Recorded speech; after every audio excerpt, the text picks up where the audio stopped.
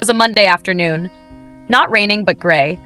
I sat in my sixth floor apartment eating a frozen meal, microwaved grilled chicken, and limp mashed potatoes.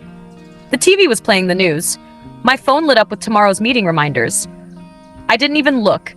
My life at that point was neat, clean, and lifeless.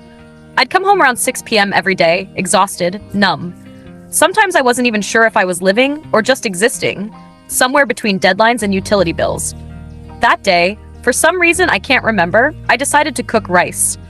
Maybe it was because I had a little left in the cupboard. Maybe it was because I just wanted to touch something real, just once that day. I poured the rice into a bowl, turned on the tap.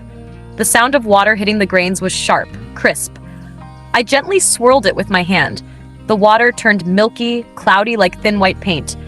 I was about to pour it down the drain, like always. But my hand stopped. A sudden memory came rushing back.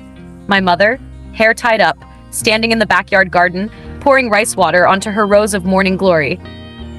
"Don't waste it, sweetheart. The plants love this stuff." I felt a wave of guilt, not toward my mom, but toward myself for forgetting what it felt like to care for something, to grow something. I grabbed another bowl, caught the rice water. It was warm, cloudy, and had the faint scent of raw grain. And I thought, what if I didn't throw this away today? I opened the fridge and pulled out a few tired scraps. Carrot peels, a handful of wilted lettuce, half a shriveled onion, some eggshells from a boiled egg days ago. Not much, just ordinary kitchen trash. I grabbed an old planter sitting on my tiny balcony. It used to hold mint, long dead now, just dry dirt and a few stubborn weeds. I dumped everything in, poured the bowl of rice water over the scraps, and with my own hands, the same hands that had typed 10 hours a day, I scooped the soil and gently buried it all. I wasn't thinking. I wasn't trying to save the planet. I just needed to touch something real. To feel the earth, to feel myself again. The next morning, I stepped out onto the balcony. Nothing had changed. The city hummed below, cars, sirens, morning noise. The planter looked the same. I gave it a little water, then went back inside. The second day, I came out early. The soil looked a bit darker, softer, no smell, just the scent of moisture, the kind you smell after rain or deep in the woods. It reminded me of lying in my grandmother's garden as a kid. I sat beside the planter in silence for a few minutes. I didn't know what I was doing, but it felt like breathing again.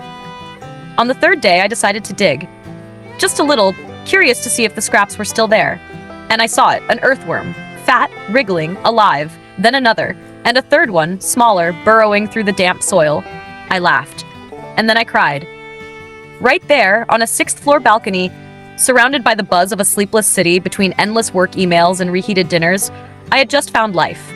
Not in a farm, not in a gardening book, but in a bowl of rice water. And a handful of trash I almost threw away. From that day on, I changed. I kept the rice water. I collected kitchen scraps, veggie peels, coffee grounds, eggshells. I buried them again and again. Not because I had a compost system, not because I wanted the perfect soil. I did it because I needed to feel alive. I started planting again. Kale, herbs, cherry tomatoes. I didn't use store-bought fertilizer, just my scraps, just rice water. The worms kept coming. The leaves grew greener. And somehow, my heart felt lighter. I didn't do it for sustainability. I did it because I needed to heal, because I needed proof that something could still grow, that not everything is dry and dead, that life can begin again from even the smallest forgotten things. A bowl of rice water didn't save the world, but it saved me. You can start just like I did. You don't need a garden, or a compost bin, or any special tool. Just a planter, some scraps, a bowl of rice water, and a heart ready to feel again. Because sometimes, the things you choose to keep are the very things that bring you back to life.